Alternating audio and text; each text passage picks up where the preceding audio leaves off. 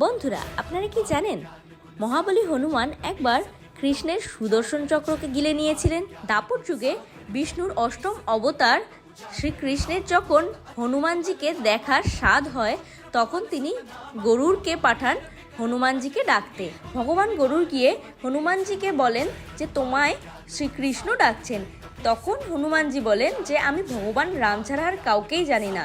তারপর তাকে যখন বলা হয় যে ভগবান রাম তোমায় স্মরণ করছেন, তখন তিনি প্রবল বেগে গিয়ে দ্বারকা নগরীতে ধাবন হন। কিন্তু দ্বারে ছিল দ্বাররক্ষক কৃষ্ণের সুদর্শন চক্র। তখন সুদর্শন চক্রের সাথে হনুমানজির অনেক কথা হয়।